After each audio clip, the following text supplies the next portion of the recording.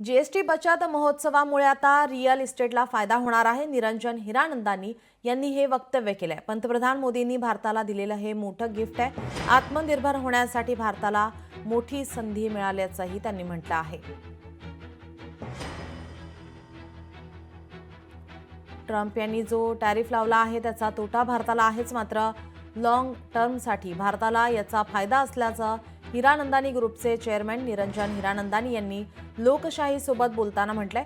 त्यांच्यासोबत बातचीत केली आमचे प्रतिनिधी स्वप्नील जाधव यांनी. आपल्यासोबत हिरानंदानी ग्रुपचे सर्वेसर्वा निरंजन हिरानंदानी सर आहेत. सर, कसं बघता खरं तर मोदीजींनी जे एकूण जीएसटी बचत महोत्सव सुरू केलेला आहे, किती परिणाम झालेला आहे हाऊसिंगवरती, रिअल इस्टेटवरती? स्वातंत्र्याचे दिवस प्रधानमंत्री मोदीजी आम्हाला एक गिफ्ट दिली. गिफ्ट काय दिली की जीएसटीची राहत दिली आणि दिवाळीचे पूर्वी सांगितले होतं ते इम्प्लिमेंटेशन करणार आहे, त्यांनी आज सुरुवात झाली.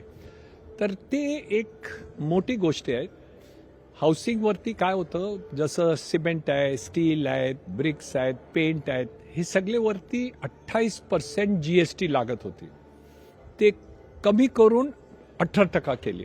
दुसरी गोष्ट आहे की आम्हाला रिअल इस्टेटमध्ये इनपुट टॅक्स क्रेडिट नाही. दुसरे इंडस्ट्रीजमध्ये इनपुट टॅक्स क्रेडिट मिळत आहेत, आमच्यामध्ये हे मिळत नाही.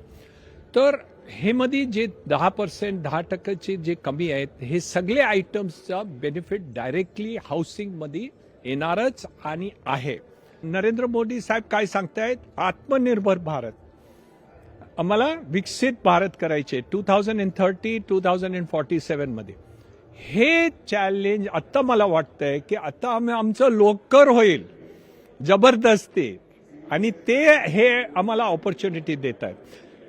आजचे पेपरमध्ये अनाउन्समेंट आहेत की प्लेन जे आम्ही नाहीतर अमेरिकासून घेत होतो, आता आम्ही इकडेच मॅन्युफॅक्चर करणार.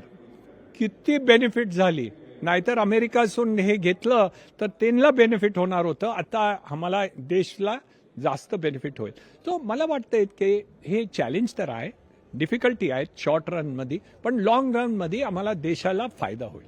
तो ट्रम्प यांनी टॅरिफ लादलेला आहे, याचा फायदा भारताला होईलच, मात्र शॉर्ट टर्ममध्ये याचा तोटा सुद्धा भारताला मोठ्या प्रमाणात होईल आणि अमेरिकेला सुद्धा होईल, असं त्यांनी म्हटलेलं आहे. कॅमेरा पर्सन विनीत पेडणेकर सह स्वप्नील जाधव, लोकशाही मराठी, मुंबई.